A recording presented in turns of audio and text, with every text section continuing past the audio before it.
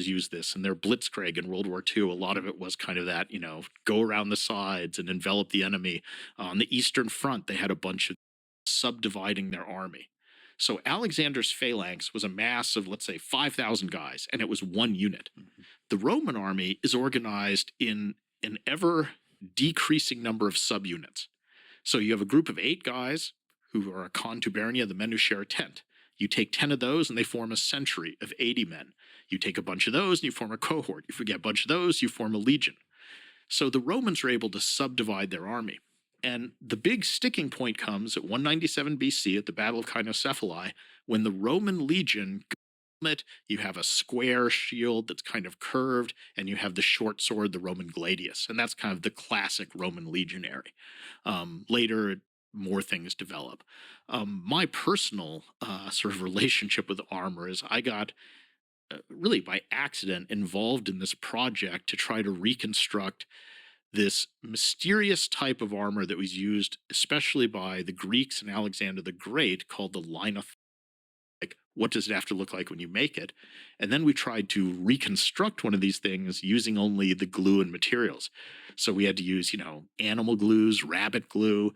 We had to end up sort of making our own linen, which comes from the flax plant. So we had to grow flax, harvest it, using only techniques that would have been, maybe not the greatest armor, but pretty good, pretty comparable to bronze armor. And it's amazing that you used all the materials they had at the time and none of the modern techniques. But I should probably say, maybe you can speak to that, they were probably much better at doing that than you are, right?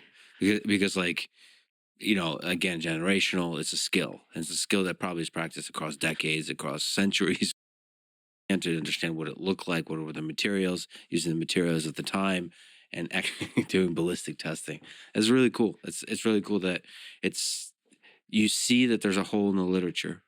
Yeah. Nobody studied it, and going hard and doing it the right way to sort of uncover this. I don't know. I think it's an amazing mystery about the ancient world. I mean, shifting from just sort of Roman history in general to my research that I've done as a scholar, the theme that runs throughout my scholarship is practical stuff. Yeah. I'm interested, how did this actually work in the ancient world? Mm-hmm. So there's people who are much more theoretical, who look at... To honor the aforementioned undergraduate student who loves Alexander the Great, we must absolutely talk about Alexander the Great for a little bit. Why was he successful, do you think, as a conqueror? Probably one of the greatest conquerors in the history of humanity. Yeah, and I mean, that is then he one of the greatest heroes or one of the greatest villains in humanity, too? It's like Julius Caesar. He's famous for conquering Gaul. Well, about 1 million people were killed and 1 million enslaved in that. So does it make him a horrible person or one of our heroes? And some people see this as a very enlightened vision that, he's not just, I want to conquer people and now they're my slaves. That he was really trying to create this one culture that was sort of the best of everything. Others see it, of course, as a form of cultural imperialism. You're destroying other cultures and trying to warp or twist them into something. But what I think is interesting is that this vision he had of uniting cultures creates very problematic tensions among his own followers, because the Macedonians, his original troops, did not like this on the whole. They wanted the old model. Was their legal system. And as you mentioned, it's one of the things that still lasted to this day in many of its elements.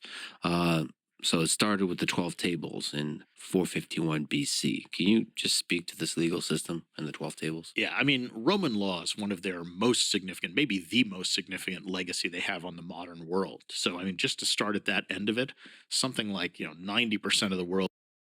One day a man sends his slave to the barber to get a shave.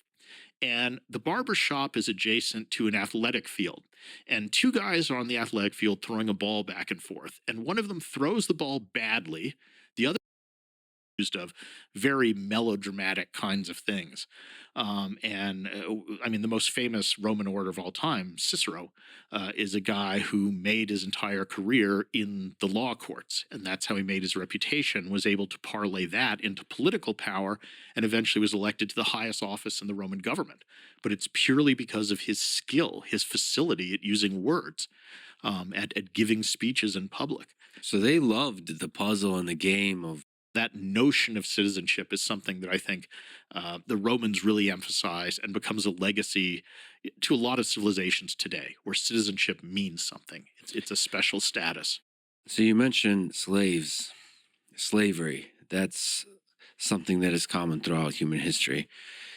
What do we know about their relationship with slavery? Well, Roman slavery, a couple just reminders at the beginning. First of all, it's like in the American South, big plantations. They might be chained. They were probably abused. That's very similar to slavery as we think of it in, let's say the Caribbean, South America, or the United States prior to the Civil War, that kind of slavery. But a lot of Roman slaves were also, I mean, you can go to a museum today and see this little bronze collar with a tag on it that's talking about a human being as if they're this kind of animal that's run away. And this is very telling too. We're talking about Roman law. Under Roman law, technically, when a slave runs away, the but as time goes on, the ones who get the plum appointments, who get the good generalships, starts coming from a smaller and smaller subset of the aristocrats. The Scipios and their friends start to dominate. So you end up where most of the aristocratic class is feeling, hey, I'm left out. I didn't get what I deserved. What about the half citizens and the allies, the Italians, who have fought for Rome, who stayed loyal when Hannibal invaded? For life of the Roman Republic, which is tantamount to king, and he gets assassinated for it. But he's the end point of this progression of people who really undermine the institutions of the Republic through their own personal greed. So the resentment boils and boils and boils, and there's this person that puts themselves And they above this. exploit it. They're demagogues. Yeah, They exploit it. but Caesar puts himself above the state, and that I guess the Roman people also hate. Well, I mean, it's a love hate. How do you rule Rome as one person and not get killed for looking like a king? Hmm. That's the dilemma, the riddle that Caesar leaves behind him. He did it. He seized power as one guy, but how do you stay alive? How do you come up with something that the people will accept? And Caesar did some other things which were bad. He was arrogant. He didn't even pretend that the Senate were his equals. He just kind of, railroaded them around. He didn't respect them.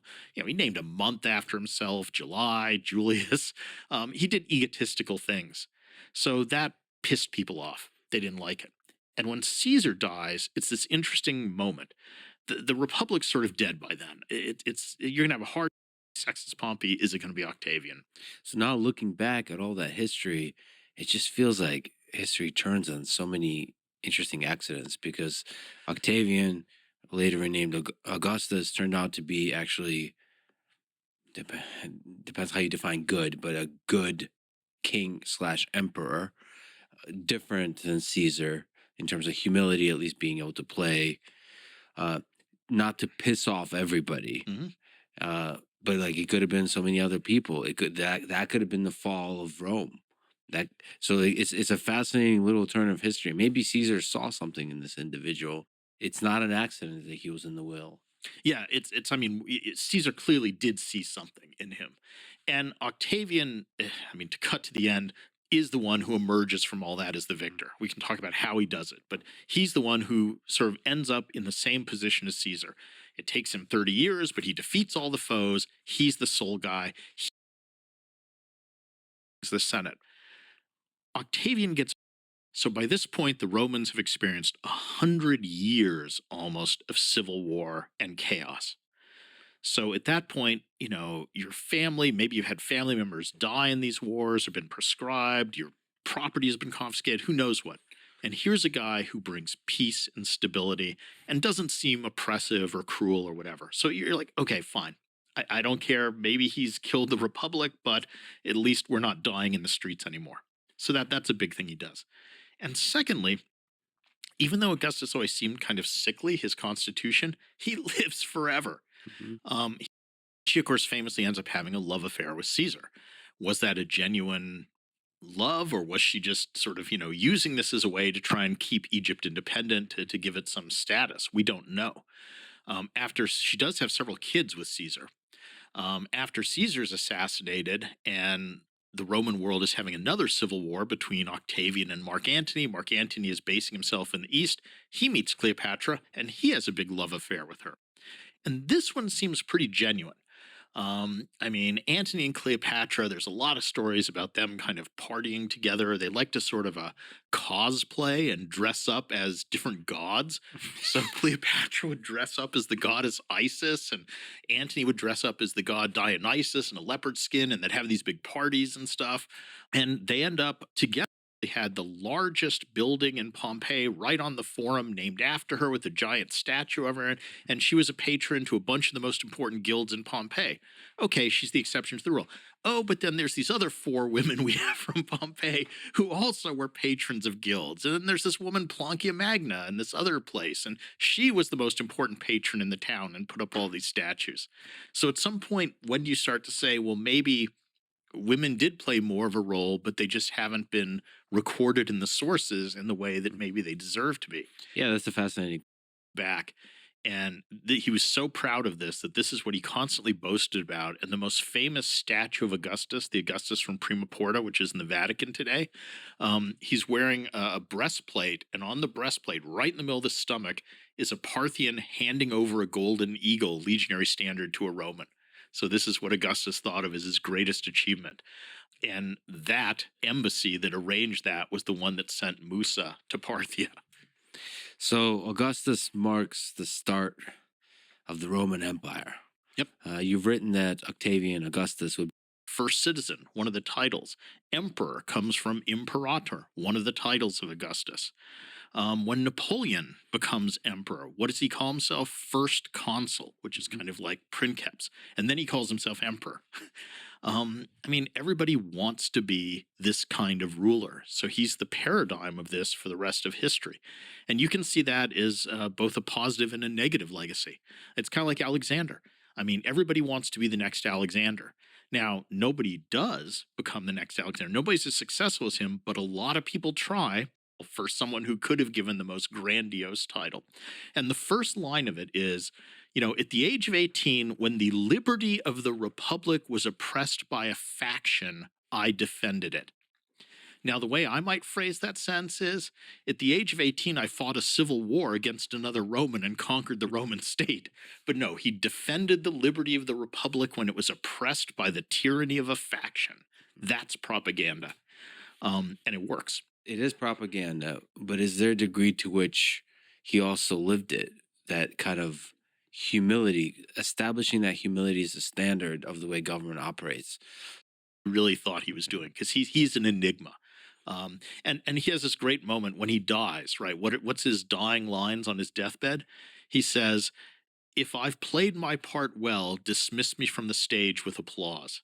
So he's seeing himself as an actor, Mhm. that his whole life was acting this role, which is, again, all that manipulation and public image. He was brilliant at that. But who's the real guy? What was behind that image? And by the way, as long as we're talking about brutality, I think you've mentioned in a few places that there's a lot of brutality going on at the time with Caesar. You mentioned Cicero. He's a fascinating figure. On the topic of Roman oratory, who was Cicero? Cicero was a new man, so he's someone who didn't have famous ancestors. Mhm. So he was at a disadvantage. And I think Cicero is really interesting for a couple of reasons. One is he wrote an incredible amount. I think we have almost more words from Cicero than any other author that survive. And it's all kinds of stuff. It's philosophical treatises, it's books about how to be a good public speaker. He published, volume after volume of his personal letters to his friends or in the courtroom. Is Cicero believed that people are fundamentally ruled by emotion. Mhm.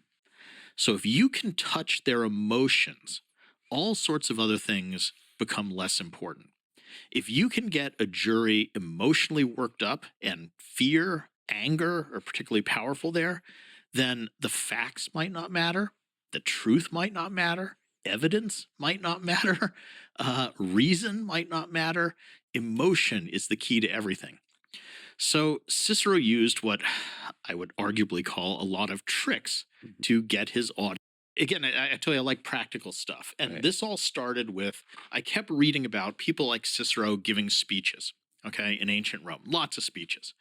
And they would give a speech in the forum with 10, 20,000 people. And the thought occurred to me, well, in ancient Rome, you don't have microphones. You don't have loudspeakers. So, how does someone give a speech outdoors in a windy place, not acoustically sound to 20,000 people? They just can't hear you. And the answer, part of the answer, turns out, well, part of it's oratorical training. You learn how to project your voice. But some of it, too, is that the Romans actually had this system of gestures that orators like Cicero would use to accompany their speeches.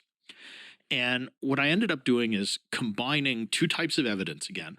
So I looked at the rhetorical handbooks like Cicero's, and also there's this guy Quintilian who lived about 100 years after Cicero, who wrote this long thing called the Institutio Oratoria, which has a description of all types of oratorical stuff, including about 40 pages on gestures. So he actually says when you put your fingers like this, it means such and such. And it turns out Roman orators had a system of sign language that they would use to augment their speeches. But here's the fun part: it wasn't like modern American Sign Language, where a gesture means the same thing as a word. Mhm. Instead, and this goes back to Cicero, a certain gesture would indicate a certain emotion that you were meant to feel when. And what that means is kind of mild aversion. I don't Mhm. like something. Now, if I couple this with turning my face to the side, Mhm. that, Mhm. so pushing off to one side, turning my face away, it's a strong aversion. That's like Mhm. fear or something. If I clench my fist and press it to my chest, that's anger Mhm. or grief. If I slap my thigh, again, that's an indication of anger. So a lot of these make sense. I mean, they're kind of natural gestures. Now, Mhm. some are really weird and artificial. I mean, one of my favorite of these is if you like hold your hand up open and then curl the fingers in one by one and then flip it out. So this sort of thing, Mhm. that to the Romans meant wonder, which you sort of see. Mhm. But again, if you've been raised in a society points in a very creative way, and this is what's fascinating about oratory and public speaking is it's this two-edged sword. You can use these techniques for good, or you can absolutely use them for evil. You know, Yeah. so the very same techniques in the hands of MLK, you say this is wonderful, this is fantastic. In the hands of Hitler, you say this is awful. Look, he's persuading a nation to commit atrocities. I encourage people to watch the speeches of Hitler, the oratory skill there, Yeah, to be able to channel the resentment and the frustration. does not distract from it. Yeah, natural to your, like, authentic to Yeah, who you are, which authentic. is when people try to copy the gestures of another person, it usually doesn't go well. Right. You have to kind of, yeah, you have to interpret, integrate into your own personality and so Yeah. on. But gestures is a really fun It's topic. So fascinating. I enjoyed my dissertation a lot doing that, because what I was trying to do there was to literally reconstruct them. So to say what were the actual gestures, and I did that by comparing the literary accounts of the handbooks with, again, Roman art, looking at statues of Romans and things, and just trying to say, okay, what were some of the gestures they actually used here? And in that way, the people from that time come to life in your Yeah. mind and your work, which is Well, again, it's fascinating. this pragmatic thing. I want to know, okay, how does this work? uh, It really shifts how people start to think about themselves in relationship to the world around them. so Jesus was born during the rule of Emperor Augustus, Yep. Which and is kind of neat that, really influential people in the realm of political events and religious events coexisted. Uh, a lo- what are the odds? I mean, yeah, there's certain moments in history where just a lot Yeah, of interesting, powerful people come together yeah, and make history. yeah. And he was crucified under Emperor Tiberius' rule. Yep. Why were the ideas of Jesus seen as a threat by the emperor? The thing that causes conflicts between the Romans and Christians is a little bit strange. It's all with this where the Romans had a tradition of, on the emperor's birthday, sort of saying a prayer, basically wishing him good luck. Mhm. Okay. But technically, it's in the form of sacrificing to that part of the emperor that might become almost comic, like garbling. And, they have this weird thing where they get together on some day of the week and they sort of swear oaths to one another not to do bad stuff, which is, of course, his garbled understanding of the Ten Commandments. Um, and then they have breakfast together and they eat food, and this is communion, but he doesn't get that that's what's going on. And so he's really ignorant. But I think that the broader point is, okay, this is one of the best educated, best traveled Romans who has the most experience in the empire, has been all over the empire. And what does he know about Christianity? Basically nothing. So if one of the best educated, most widely traveled guys really doesn't know much about them, Mhm. that kind of suggests that not many people did at this point in time. At this time, it was a fringe movement that Yeah, really didn't. very fringe. I mean, it was one of, so all of a sudden you have this flip flop where now the state itself is not just converted to Christianity, but actively promoting it, and now persecuting pagans. Mhm. And the reason the emperors do that is one of the biggest problems for emperors at that point in time is legitimacy. That there's tons of civil wars where you have lots of different people saying, I'm emperor. Mhm. So lots of generals declaring themselves emperor. Now, under a polytheistic religion, it The good kind of populist and populist messages spread. Let me ask you about gladiators. switch of pace here. What role did they play in Roman society? I mean, okay, gladiator games obviously become a popular form of entertainment, and they're one of the ones that's captured people's imaginations for all sorts of reasons. I mean, it's dramatic, but also I think it's that apparent contradiction that in so many ways Roman society seems familiar to us. In so many ways, it seems we're a warlike people, and so it's fitting that we should be accustomed to the sight of death and violence. Kind of works. There's a more symbolic interpretation that says the amphitheater is an expression of Roman dominance, a symbolic expression, because what you have are all segments of Roman society gathered together to control the fate of others. So you have foreigners, you have wild animals, you have criminals, you have other people. And we are symbolically asserting our dominance over those groups by determining, do you live or do you die? And that kind of works too. And the cynical one is humans like violence. I mean, when people watch a hockey game, what gets them most excited? The refusing to fight and committing suicide, which you don't hear. Mhm. So, like, there was one German who was supposed to fight as a gladiator, and instead he stuck his head between the spokes of a wagon that was spinning and snapped his own neck. There were a group of 29 Germans who all sort of said, we're not going to fight for the Romans' pleasure. And they strangled one another the night before they were supposed to fight. So, I mean, you have people sort of objecting to being complicit in this kind of performance as well. And they also had interest in animals. Yes. So humans fought animals, exotic animals, And animals fought animals. and animals Yeah, fought the animals. Romans were a little weird with their animal thing. They loved exotic animals, but mostly they liked to see the exotic animals die. Mm. So, I mean, there was an enormous industry collecting wild beasts, transporting them to Rome, which is no easy matter. Yeah. There's numbers are just crazy. I mean, I read 400,000 dead. So this includes gladiators, slaves, convicts, prisoners, and so on. That's a lot of people. The Flavian Amphitheater is really interesting too, just as a piece of technology and as influence on later world.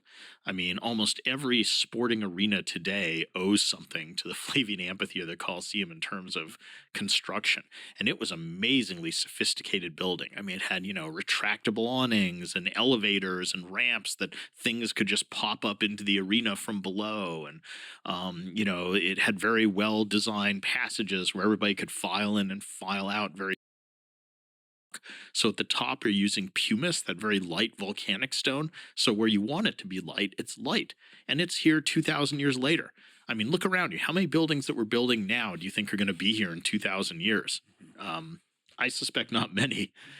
And it's not only that they lasted, but they were beautiful, or at least in our current conception of beauty. Yeah. I mean, Vitruvius, his principles are things should be functional and they should be from Nerva to Marcus Aurelius is often regarded as the high point of the Roman Empire. And a lot of that comes from you have political stability. You have a succession of decent guys being emperor who rule relatively wisely, promote good policies. There's other things working to Rome's advantage, but that's good. And then where it falls apart is where the last guy, Marcus Aurelius, looks around and says, who's the best qualified guy to succeed me? Ah, what a coincidence. It's my own dear son. who turns out to be a psycho. And then it all goes downhill. And some people place the sort of the collapse of the Roman Empire there at the end of Marcus Yep. Aurelius' rule. Yeah. So 180 AD is one common date for an early date for the end of the Roman Empire because from then on, it's a mixed bag of good and bad emperors. At the very least, this period is when the Roman Empire. I'll let him take all the credit, but I'll be his number two guy. And that's what I'm good at. And he realizes his limitations. I mean, so many people don't. So many people are like, oh, I just want to keep, grabbing for more and more and more when it's not something they're good at. And I think Agrippa says, I'm good to this point and I'll play that role and no more. And that'll give me a lot of power, but I'm not going to press it. And he's, yeah, he's just very hardworking. He's modest. He's self-effacing. He's highly competent.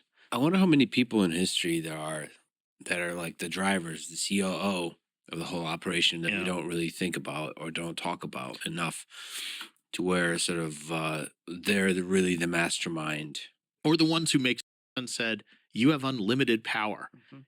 What would that do to you? How would that warp your personality? I mean, look at all what do they always have to, like the Disney stars who sort of go wrong or something because they get rich and famous at this very young age. Yeah, fame, power, and even money.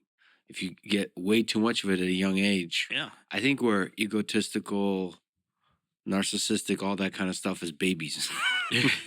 And then when we clash with the world and we figure out the morality of the world, how to interact with others, Mhm. that other people suffer in all kinds of ways, understand like the cruelty, the beauty of the world, the fact that other people suffer in different ways. Want to send a message to a province far away, let's say Judea. That message might take 1 or 2 months to get there and 1 or 2 months to get a reply. So, how much influence as emperor are you really having over that province? I mean, those people pretty much have to make their own decisions and then kind of just say to you, this is what we did. I hope that's okay. Because otherwise, nothing gets done if they're waiting 4 months for a decision. Even in the realm of ideas, they can't get on TV and on the radio Yeah. and Communication broadcast. is so slow and so uncertain in ways that today, with the ability to instantaneously talk to people across the world, we can't even imagine. And the Roman Empire is huge. I mean, it is months to send a message and get an answer. So here you have the emperor in Rome. Yeah, he affects who's around him. And he can affect even common people. I mean, there's crazy emperors who are at the games and they're bored and they say, well, take that whole section of the crowd and throw them to the lions or something. There you're being affected by the emperor. But if you're outside bit and it becomes more like your standard taxation, and a lot of the taxation ends up being in kind too, so it's like, okay, we're taxing you, you pay it in wheat if you're a farmer or something, not necessarily in cash. So it was in many ways the Roman economy is underdeveloped. They didn't have a lot of the sophisticated systems that we have today, and it probably held them back in some ways. And again, they have that resistance to change. The Romans also had weird notions about just business and profit making. That Mhm. at least originally there was this notion that's shameful. Again, the only thing that's a worthwhile profession is farming. Mhm. So, rich Romans would get involved in what we would call business, manufacturing degree, but they had kept it in check during the second century AD. But in the third century, you sometimes get 3 or 4 generals in different parts of the empire all declaring themselves emperor, and then they all rush off to Rome to fight a multi-way civil war. And of course, while they're doing this, the borders are undefended, so barbarians start to see opportunity and come across and start raiding. They start burning and pillaging farms. The civil wars are destroying cities and farms, so the economy is kind of tanking. Then there's less money coming in as taxes. So when one guy finally wins, he jacks up the tax rate to try and make up for it. But now there's fewer people able to pay, and it's all just a vicious cycle. The Romans start to debase the coinage, which means you take in a gold coin, you melt it down, mix it in with 10% something less valuable, and then stamp it and say it's worth the same. Yeah. Well, people aren't stupid; they're going to know that's only 90% of that gold They've coin. invented inflation. Basically, the empire and these other guys as well, and gives it a new lease on life. So it seems by the end of the third century that Rome is going to continue. And then as we go into the fourth century, you have the really dramatic thing where Constantine comes along and converts to Christianity. And at the time he converts, the percentage of Christians in the empire is small, 10% at most, something like that. Who knows? But it's quite small. And all of a sudden you have this weird thing where now the emperor belongs to this new religion. What does this mean? You can debate a lot how sincere Constantine's conversion was. It's a little bit of a weird thing where he clearly is using it as a way to fire up the troops before a crucial battle to say, hey, I just had this dream and this god promised us victory if we put his magic symbol on our shields. And this would be okay. Picks poorly in succession. Some say it's 31 when Octavian wins the Battle of Actium and kills the Roman Republic. Or you can go past that date and say it's 1453 when the Eastern Roman Empire finally falls. And I mean, the Eastern Empire is legitimately the Roman Empire. If you would go and ask them, who are you? They wouldn't say, we're the Byzantines, we're the Eastern Roman Empire. They would just say, we're the Romans. Mhm. And they have a completely legitimate claim to do that. So this whole game of when does the empire fall is problematic. And the other thing is all those dates about invasions that cluster around the 400s, so 410 Romans, did they conceive of their empires having a border, or was it always expanding, or what? And did they have a grand strategy? I mean, today militaries have a strategy where we want to achieve this, we want to exert force here, we want to protect these areas. Did the Romans even visualize their empire in that sort of grand strategic way? And it's a real debate. I mean, there's some things that suggest, oh, here they tried to rationalize the border and short. Next year, we'll go finish off the Romans. Next year comes, he heads down into Italy. He's heading straight for Rome. And the Pope goes and meets Attila. And they have lunch together at this river. And at the end of the lunch, Attila goes back and says, I changed my mind. We're going to go back up to France, hang around for another year. We'll finish off the Romans later. And, Christian sources say saints appeared in the sky with flaming swords and, scared away Attila. Some other sources say, well, the Pope gave Attila a huge bribe to go away for a while. Believe whichever you like. But then Attila ends up dying on his wedding night before he comes back under mysterious circumstances. And so that never materializes. And the Huns kind of fragment after his death. So, what was the definitive blow by the barbarians, by the Visigoths? The barbarians are so many different groups, and weirdly, I think an important one that sometimes people tend to focus on the Huns and the Goths. The Vandals end up going to Spain, conquering Spain, and then crossing over into North Africa and kind of conquering North Africa as well. So there's a French historian who famously said the Roman Empire didn't fall; it was murdered. It was killed by barbarians. But I mean, there's other explanations. I mean, some people say it was Christianity. Some say it was climate. That the Roman Empire flourished during this moment of luck when just the climate was good, and then you get this sort of late. So, I mean, there's all the great moments of transition for a long time. We fought with, hand to hand, with metal weapons. Then you start to have the gunpowder revolution, which causes all sorts of shifts there. There's big changes. Planes, when they become a huge force. I mean, World War II is this crazy time where planes go from literally biplanes, string and wood, to jets 4 years later. So that's this moment of incredibly fast technological change. Going into World War II, everybody thinks it's all about battleships. Who's got the biggest battleship? And Yeah, that's just one of those fundamental things. yeah. I mean, you so beautifully put that the perspective can change dramatically how you see history.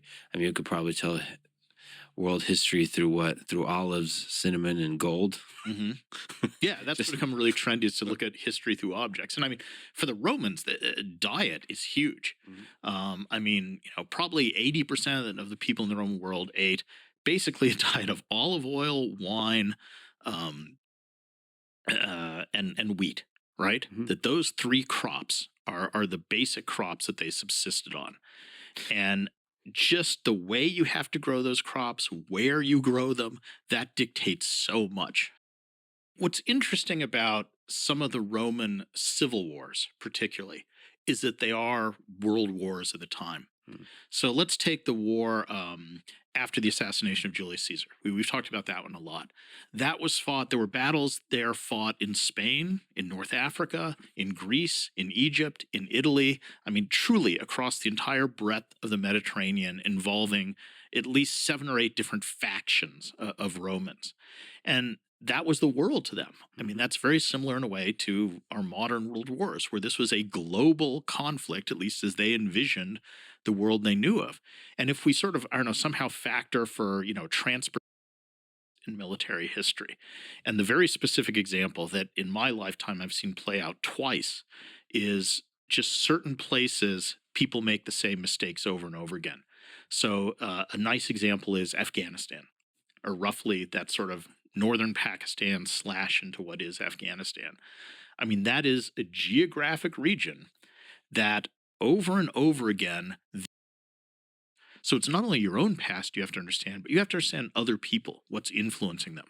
So you can't interact with others unless you understand where they're coming from. And the answer to where they're coming from is where they came from, and what shaped them and what forces affect them. So I think it's absolutely vital to have some understanding of the past in order to make competent decisions in the present. What are some of the problems when we try to gain lessons from history and look back? We've spoken about them a bit, the bias of the historian. Maybe what are the problems in studying history and how do we? Thing is, we have no idea what the hell this is. But I want to believe it's something important. So I'm going to say it's a religious object. But in reality, it's an ancient toilet paper roll holder or Yeah. something. And it's a huge problem when you try to interpret a civilization without written text. And my favorite little story that kind of illustrates this is, in the 19th century, this German who had gone to school in England, okay, one of the best educated guys of his time, goes to North Africa and is poking around in the desert. And he finds this site with these huge stone monoliths, 10 feet tall in pairs. Mhm. And there's a lintel stone across the top. So, sort of like big, Mhm. 2 posts with a stone across the top. And there's a big stone in front of them, too. And so he looks at this stuff and he says, well, what does this remind me of? It reminds me of Stonehenge, right? Mhm. And there's even a site where and Yeah. there's examples where we've done exactly this. So we have to have intellectual humility when we look back into the past. But hopefully, is you, if you have that without coming up with really strong narratives, if you look at a large variety of evidence, you can start to construct a picture that somewhat rhymes Yes. with the truth. Yes. I mean, that's, as a professional historian, that's what you do. You attempt to reconstruct an image of the past that is faithful to the evidence you have, as filtered through what you can perceive of. Well, in that grand perspective, what gives you hope about our? Well, in that grand perspective, what gives you hope about our future as a humanity, as a civilization? We have curiosity. I think curiosity is a great thing, that you want to learn something new. I think the human impulse to want to learn new stuff is one of our best characteristics.